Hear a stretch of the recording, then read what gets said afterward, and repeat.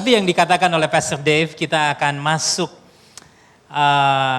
di dalam sermon series yang baru pada beberapa minggu ke depan. Dan hari ini saudara, di dalam sermon series kita akan belajar satu hal yang juga sudah memberkati saya dan rindu saya bagikan kepada saudara. Ya. Apakah saudara sudah siap mendengar firman dan mengalami akan kebenaran firman di dalam hidup ini? Amin. Saudara, sermon series kita diberi tema besar, The Name of the Lord is a Strong Tower. Nama Tuhan itu adalah menara yang kuat, menara yang kokoh. Saudara, bagian yang melandasi sermon series ini diambil di dalam kitab Amsal dan kitab Daniel. Di dalam Amsal pasal yang ke-18 ayat yang ke-10 dikatakan, nama Tuhan adalah menara yang kuat.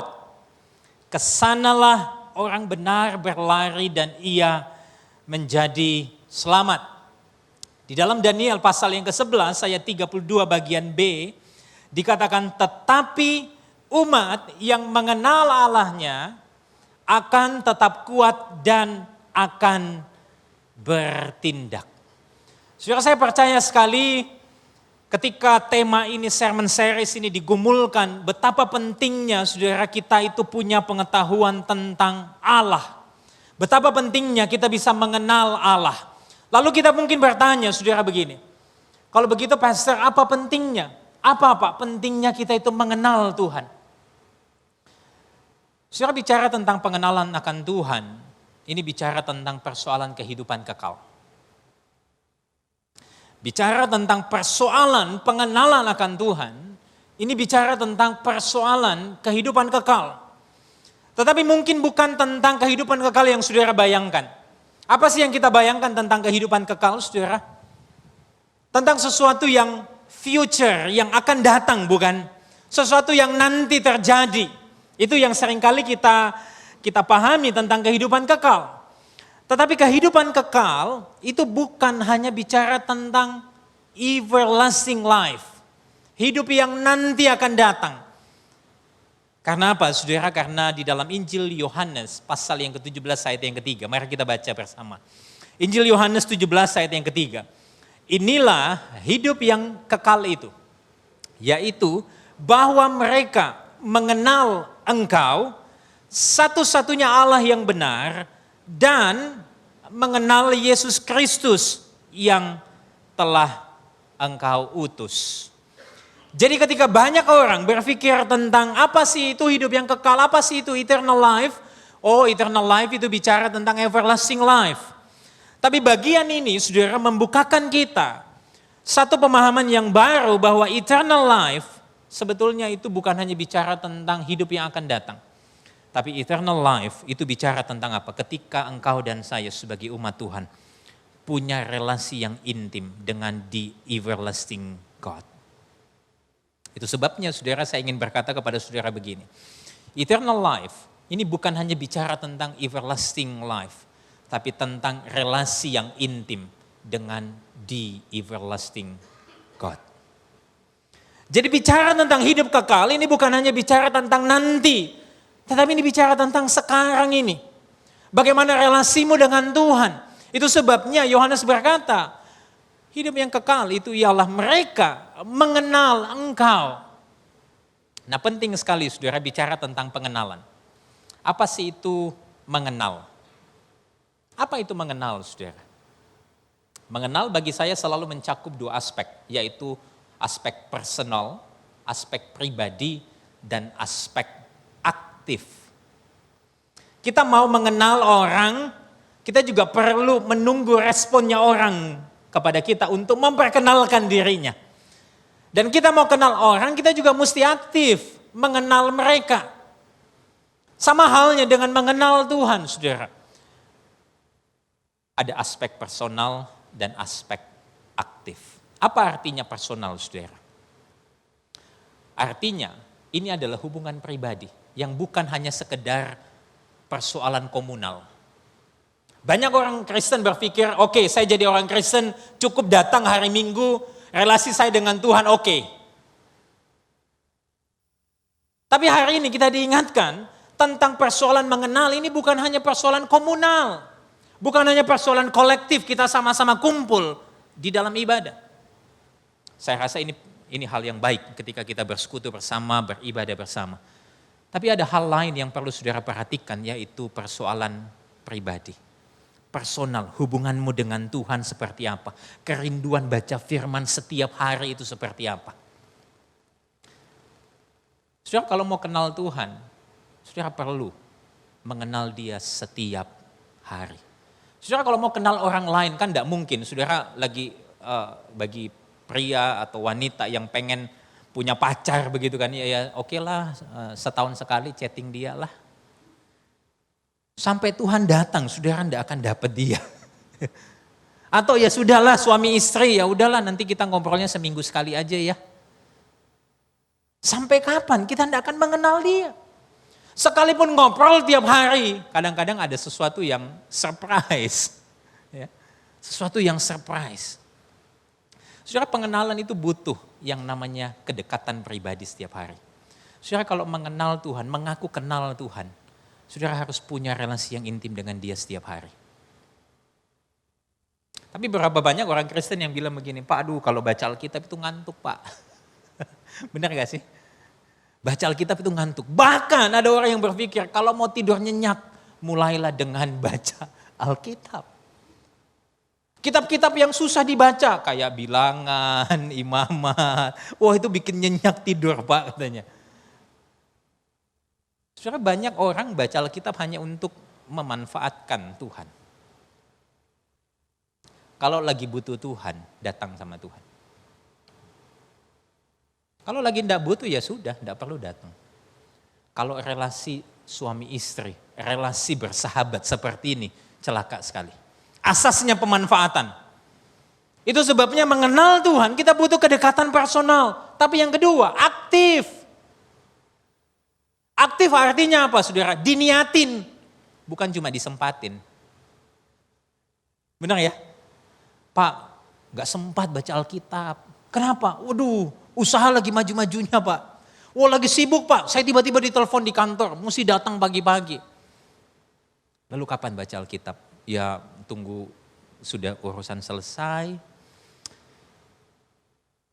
Baru malamnya biasa baca Alkitab Pak. Itu pun sambil ngantuk-ngantuk Pak.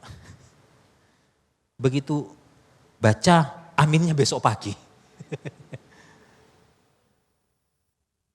Bukan hanya disempatin saudara, mesti diniatin.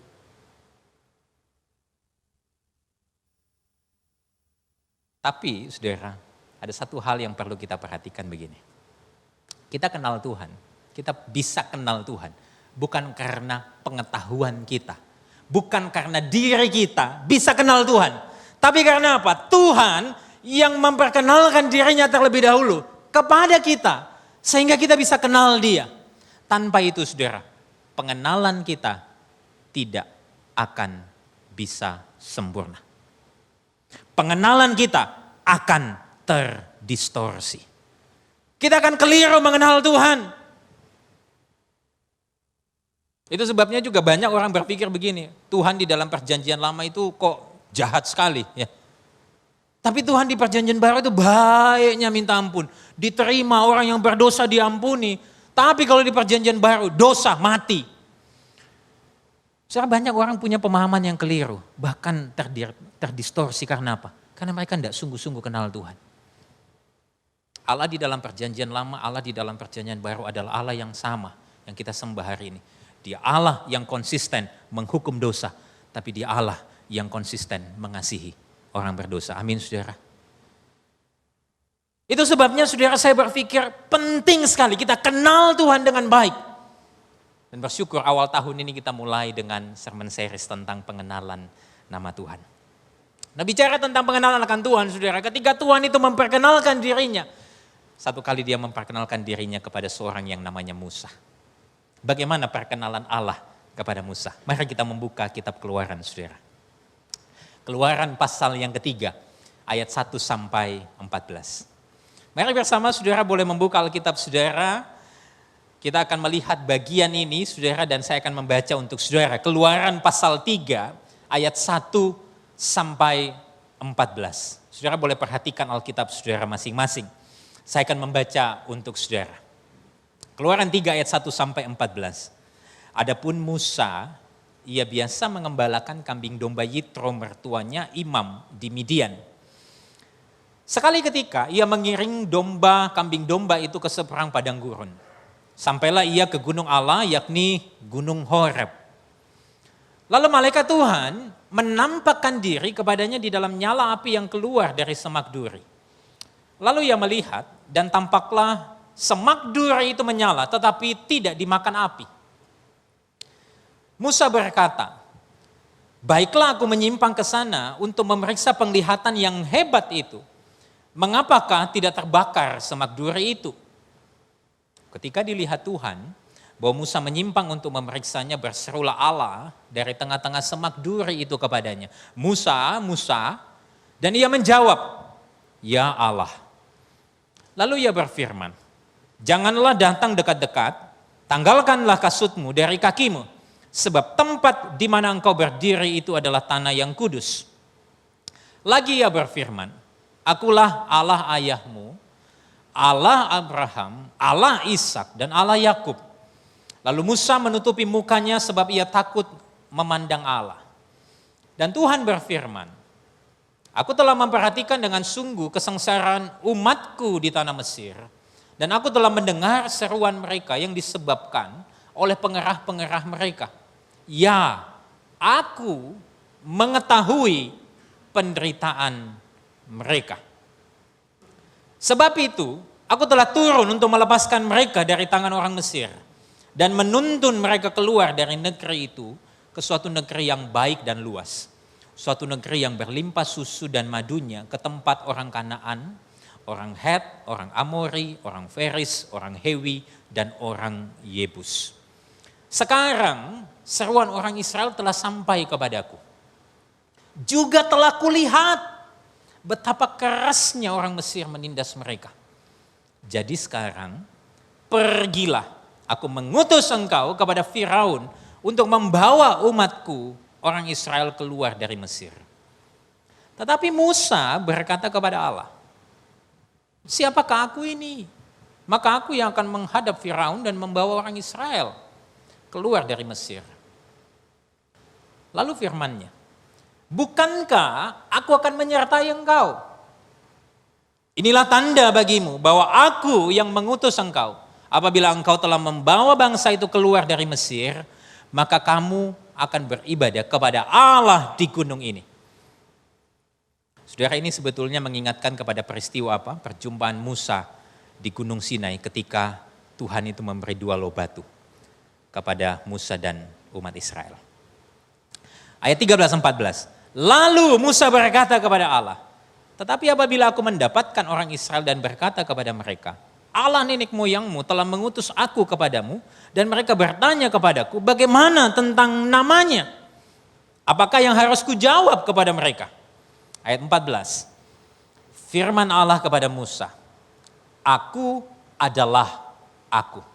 Lagi firman-Nya, beginilah kau katakan kepada orang Israel itu, akulah aku yang telah mengutus aku kepadamu. Akulah aku telah mengutus aku kepadamu. Saudara, tema hari ini adalah all sufficient God. Allah yang cukup pada dirinya sendiri.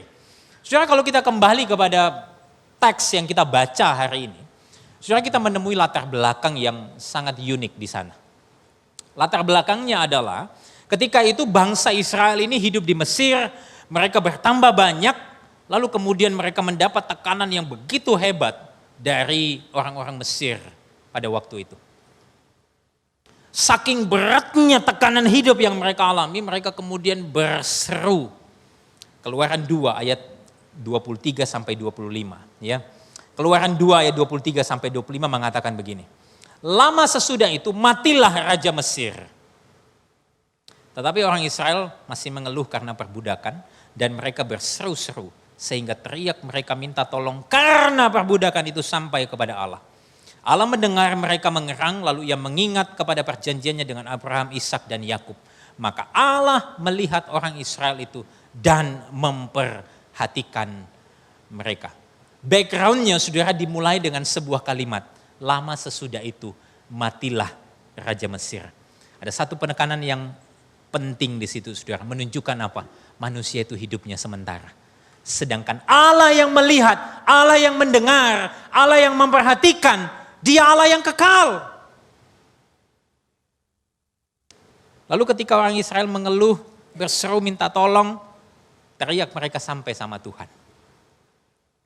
Dan Allah mendengar mereka.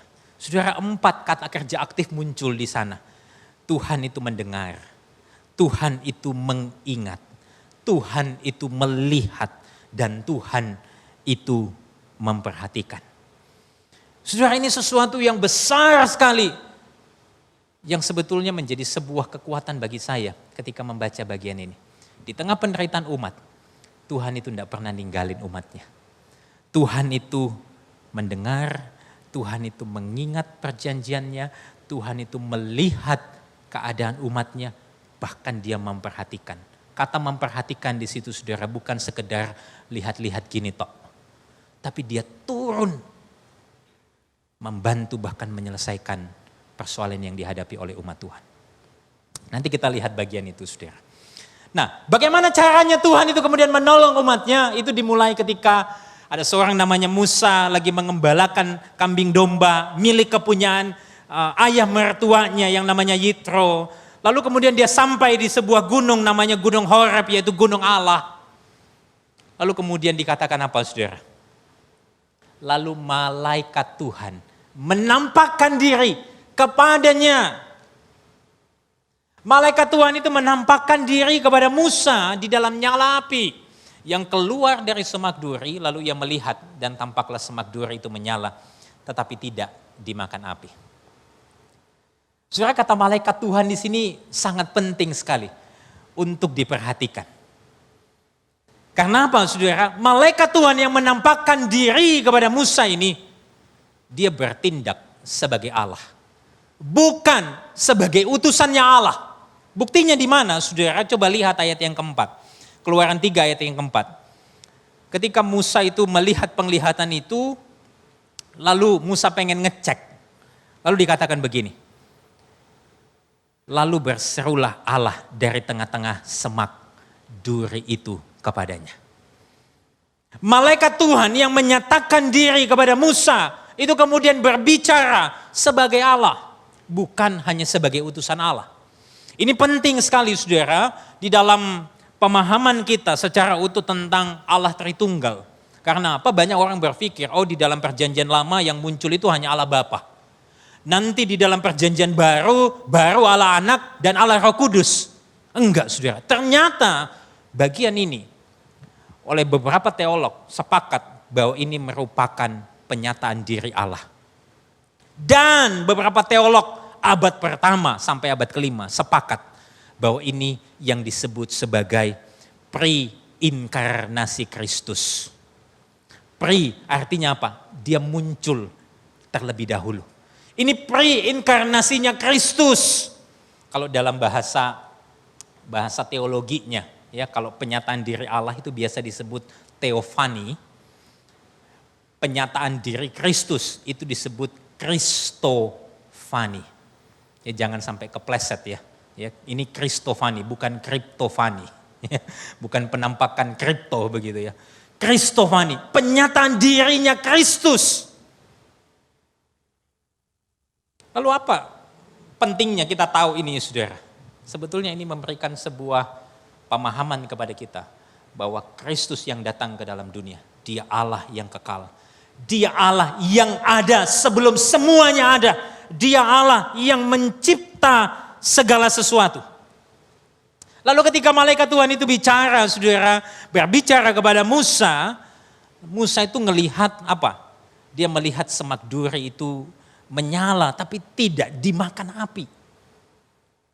Saudara, kalau hukumnya semak duri campur sama api yang terjadi kebakaran, pasti terbakar. Tapi ini fenomena yang tidak lazim. Tapi saya percaya ini bukan sekedar fenomena, tetapi ini sebuah mujizat yang punya makna. Maknanya apa saudara? Apa maknanya sebuah semak duri yang menyala tidak terbakar oleh api? Maknanya saudara, seorang penafsir, dia berkata begini. Tanda ajaib ini sebetulnya menunjukkan kekekalan dan kemandiriannya Tuhan. Seperti semak yang terbakar, kekuatannya itu tidak pernah habis. Kemuliaannya tidak pernah redup. Keindahannya tidak pernah pudar. Terangnya bahkan abadi. Ini karena apa? Dia tidak mendapat kekuatannya dari siapapun atau apapun di luar dirinya. Dia sepenuhnya ada dan mandiri di dalam wujud abadinya. Saudara, semak duri yang menyala, yang tidak terbakar, tidak dimakan oleh api, itu menunjukkan tentang kemuliaan Tuhan. Terangnya Tuhan yang tidak pernah redup. Keindahannya yang tidak ada pernah habisnya. Kekuatannya yang tidak pernah melemah. Saudara, kita ini manusia kan butuh yang namanya rest. Ya, butuh yang namanya istirahat. Ya. Tanggal 1 kemarin saudara saya sepedaan. Ya. Kalau kami itu sepedanya filosofinya gospel. Ya, sama seperti gereja ini, goes pelan-pelan, ya. Gospel, goes pelan-pelan, ya. Pelan-pelan goes. Tapi kali ini istri saya nggak ikut. Jadi pagi-pagi bangun, teman-teman yang ikut sepeda itu udah telepon. Ini kok Nathan kok nggak datang. Saya bilang sorry, tadi malam aku ketiduran, tidur lebih larut, jadi bangun agak siang dikit. Ayo cepetan, nyusul aja. Jadi saudara, saya naik sepeda. Kalau saudara suka sepedaan di daerah depannya PTC itu ada rute namanya Pakuwon Hill, itu kan rute tanjakan itu, ya. Nah, saya naik Sally nih, sepeda lipat, saudara bisa bayangin ya, Sally ban ukuran 16, naik tanjakan, sendirian, wah,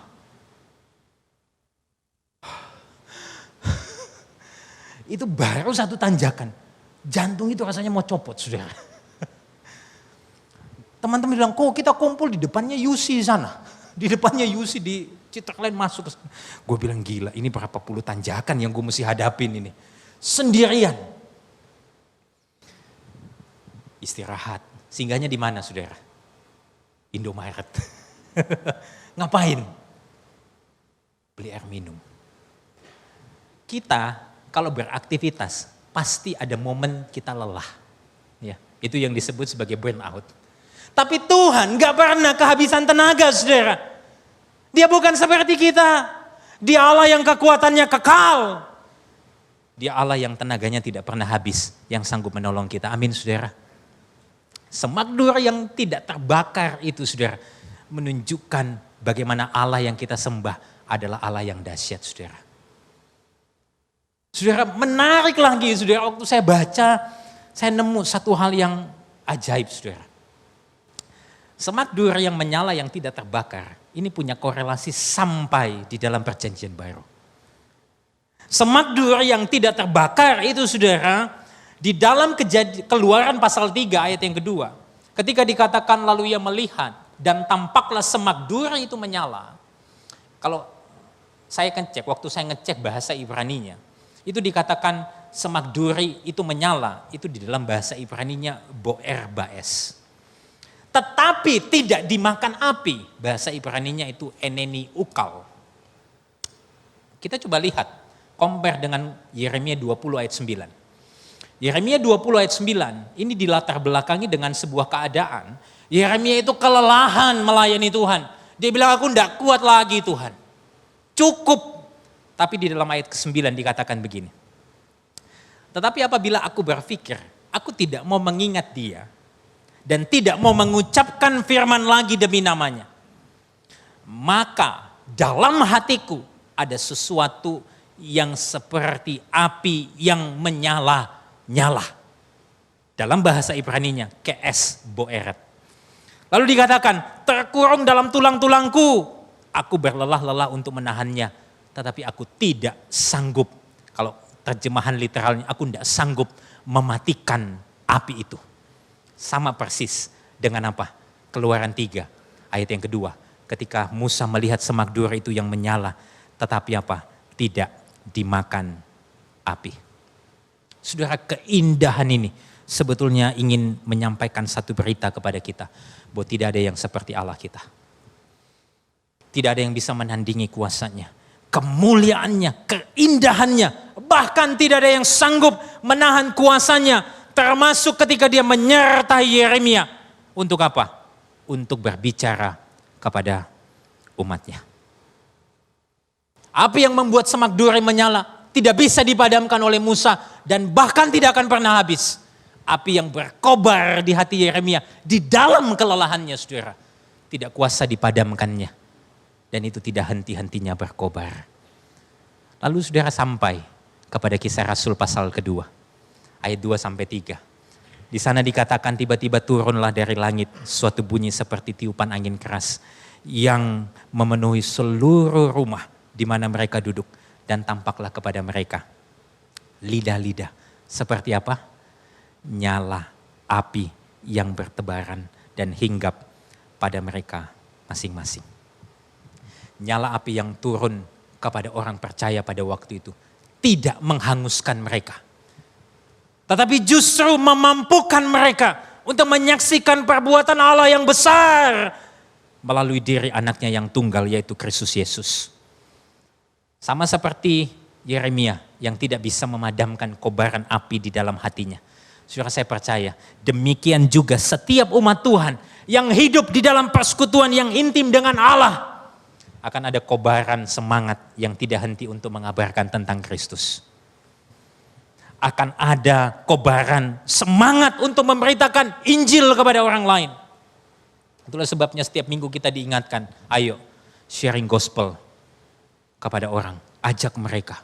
Saudara, orang-orang yang punya pengenalan yang benar akan Allah, akan tinggal api yang terus menyala, yang membuat mereka tidak akan bisa lelah dan berkata, Tuhan, aku capek, aku tidak kuat lagi.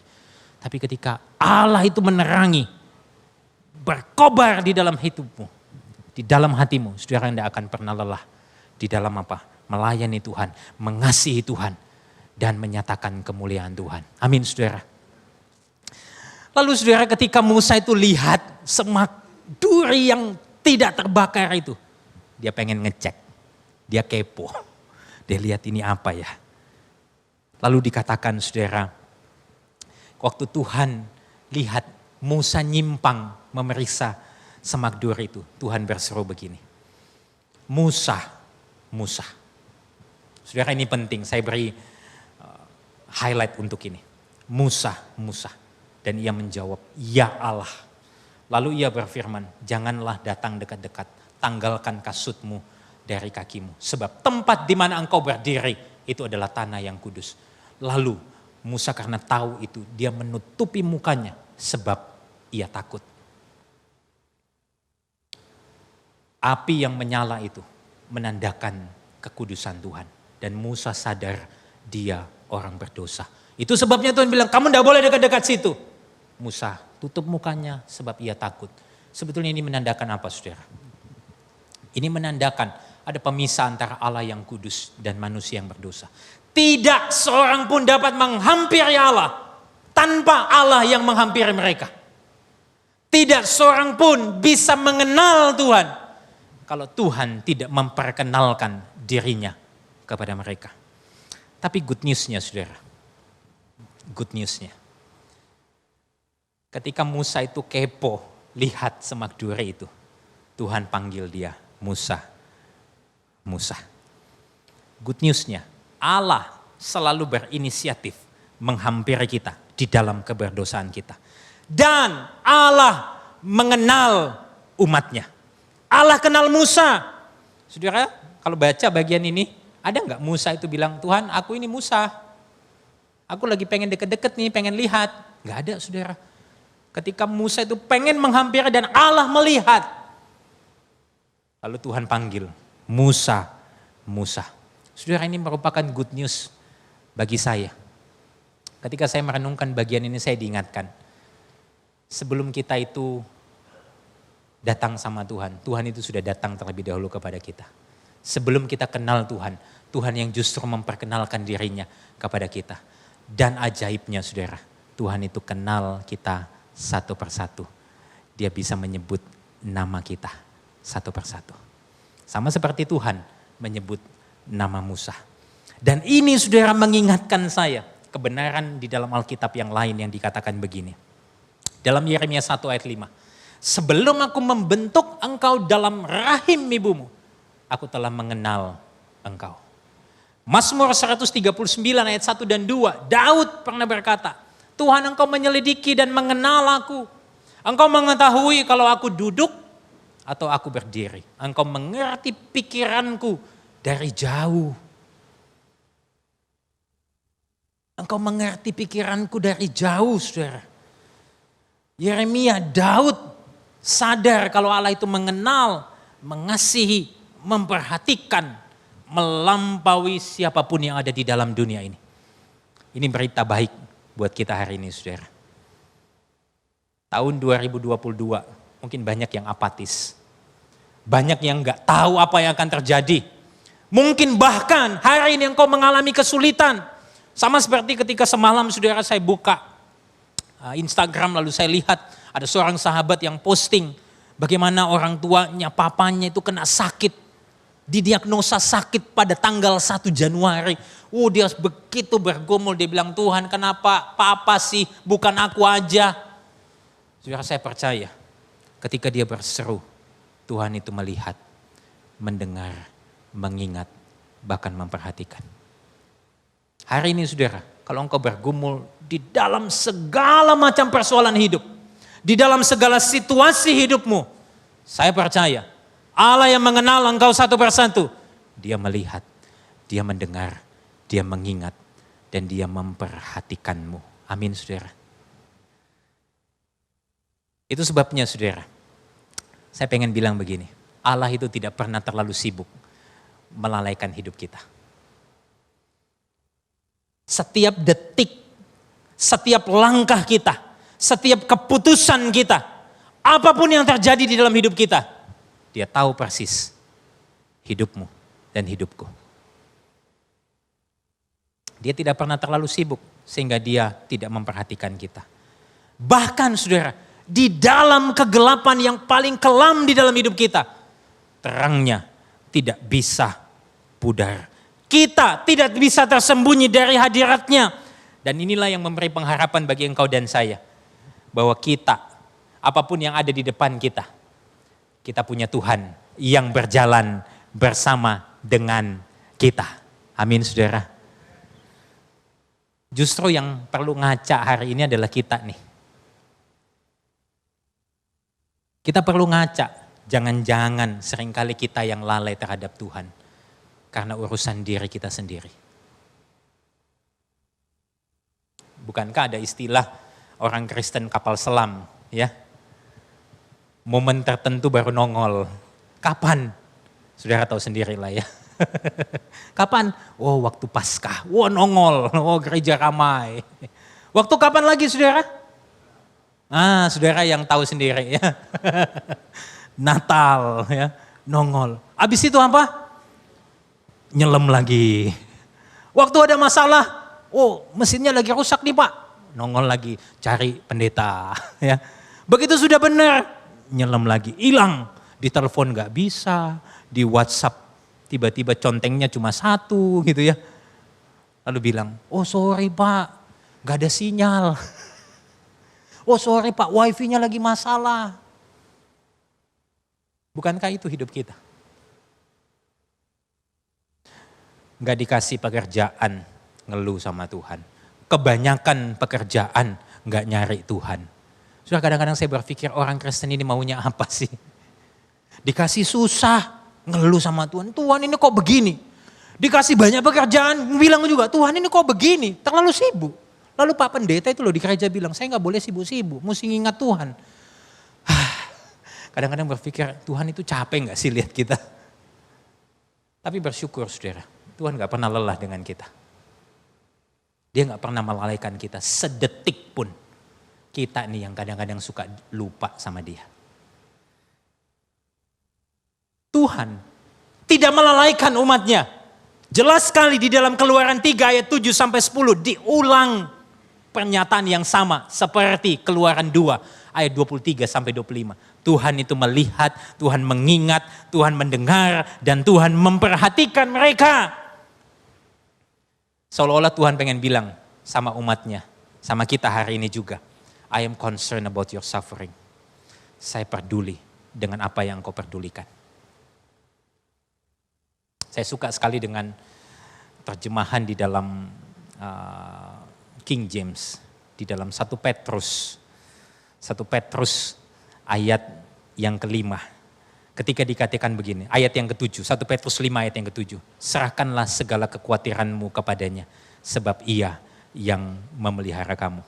Terjemahan King James-nya dikatakan begini, casting all your care upon him, for he care for you.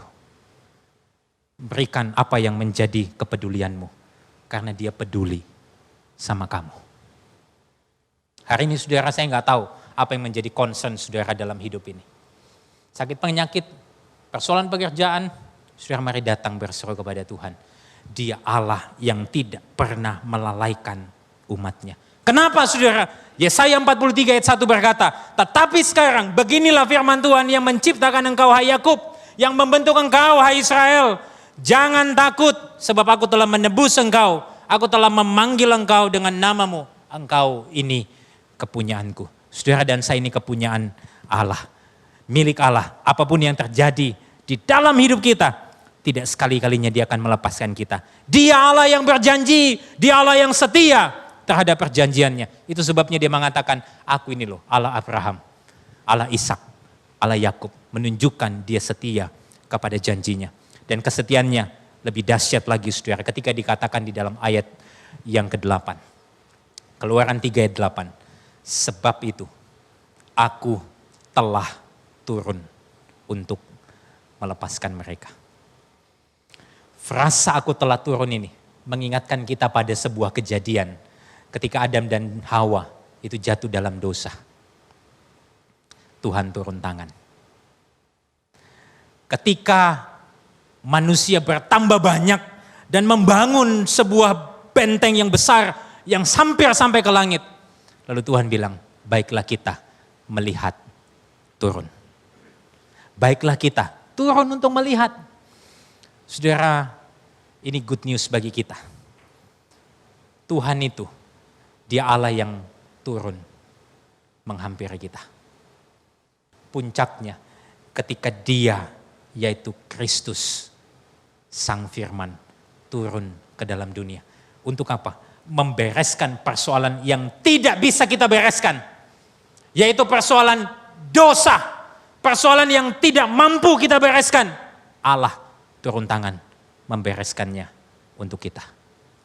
Saudara, betapa berbahagianya hidup engkau dan saya ketika Allah itu yang turun tangan untuk memperhatikan engkau dan saya. Itu sebabnya saudara, saya ingin membagikan satu kebenaran yang pernah saya baca, yang pernah saya dengar oleh seorang pendeta bernama Pendeta Benny Solihin. Dia mengatakan begini, saudara, berjalan sama Tuhan itu tidak menjamin kita sampai lebih cepat. Tapi kita akan sampai di tempat yang tepat. Ketika Tuhan itu turun tangan saudara, Tuhan bilang kepada Musa, aku akan bawa mereka ke tanah yang berlimpah susu dan madu. Ketika Tuhan turun tangan atas hidupmu, dia memberi jaminan. Jaminannya bukan sekedar kelimpahan, tapi apa? Persekutuan dengan Allah. Dan di sanalah saudara akan menemukan sukacita yang limpah, yang tidak ada habisnya. Damai sejahtera yang sempurna, yang membuat saudara tidak akan perlu khawatir akan apapun di dalam dunia ini. Itu sebabnya saudara, saya mendorong saudara betul-betul serius di tahun ini punya tekad untuk mengenal dia. Saudara, keyakinan ini saudara meyakinkan, menguatkan kita bahwa di tahun-tahun yang akan datang, mulai hari ini saudara, apapun yang terjadi, tidak ada yang bisa memisahkan kita dari kasih Allah. Karena apa saudara? Allah yang kita sembah, Allah yang sudah menjamin hidup kita. Dia menjamin hidup kita karena karyanya Kristus yang sempurna, yang membawa kita ke dalam sebuah persekutuan dengan Bapa di surga kelak. Injil Yohanes saudara pasal yang ke-10 ayat 28-29 berkata begini. Mari kita baca bersama. Dan aku memberikan hidup yang kekal kepada mereka. Dan mereka pasti tidak akan binasa sampai selama-lamanya. Dan seorang pun tidak akan merebut mereka dari tanganku. Bapakku yang memberikan mereka kepadaku lebih besar daripada siapapun. Dan seorang pun tidak dapat merebut mereka dari tangan Bapa. Saudara, kepastian perjalanan hidup kita di dalam Kristus bukan bicara tentang kesembuhan, kekayaan, pemulihan, tapi apa saudara? Berada bersama-sama dengan Bapa di surga. Ini yang menjamin dan meneduhkan hati kita. Bahwa apapun yang terjadi saudara di depan kita gak perlu takut. Amin saudara. Kita gak perlu khawatir karena terangnya abadi yang akan menuntun hidup kita. Kekuatannya tidak akan pernah luntur karena lelah. Karena Dia Allah yang tidak pernah lelah.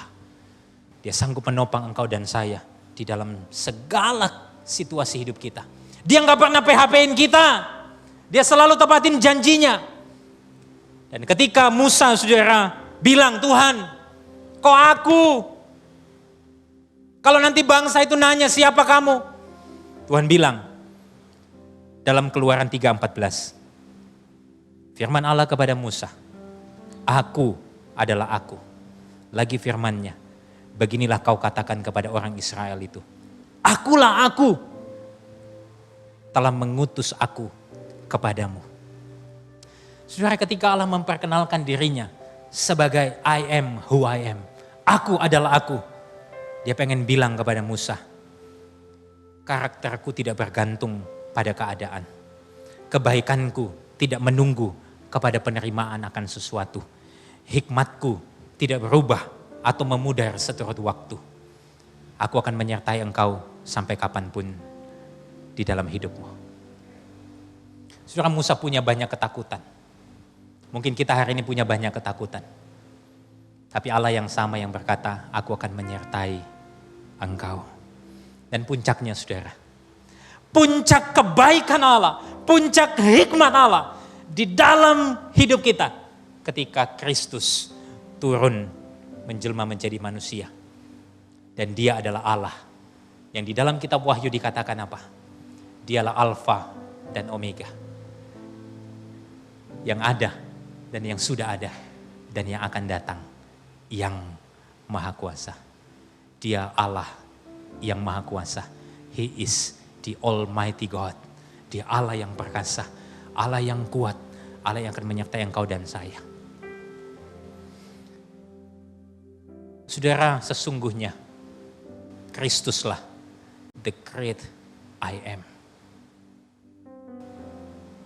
Dialah jalan kebenaran dan hidup. Dialah kebangkitan dan hidup. Dialah gembala yang baik. Dialah pintu yang benar. Dialah terang dunia. Dialah roti hidup. Dia pokok anggur yang sejati. Hanya di dalam Kristus saudara, kita bisa punya pengenalan yang benar akan Allah. Pengenalan yang benar akan Allah di dalam Kristus akan membawa kita hidup di dalam kebenarannya setiap hari. Dan ketika saudara hidup di dalam kebenarannya setiap hari, saudara akan berkata seperti Daud berkata, sekalipun aku berjalan dalam lembah kekelaman, aku tidak takut bahaya, sebab engkau besertaku. Amin saudara, mari beri kemuliaan bagi Tuhan. Tahun ini kita gak tahu apa yang akan terjadi saudara, tapi satu hal yang saya tahu, Dia Allah yang sudah turun, menjelma menjadi manusia, memastikan hidup kita akan sampai kepada Bapa di surga suatu saat nanti. Saya ingin bertanya kepada saudara pada siang ini. Adakah hari ini saudara pengen buat komitmen? Tuhan, tahun ini aku pengen kenal Engkau lebih dan lebih lagi. Tuhan, hari ini aku serahkan hidupku. Aku mau mempercayakan hidupku kepadamu seutuhnya. Karena aku tahu Engkau Tuhan yang perkasa. Engkau Tuhan yang kuat, yang kekuatannya gak akan pernah habis. Engkau Tuhan yang sanggup mengobarkan api di dalam hatiku yang mulai lesu ini. Kalau saudara rindu berkata seperti ini, mari saudara kita tunduk kepala. Ambil waktu pribadi, doa sama Tuhan secara pribadi.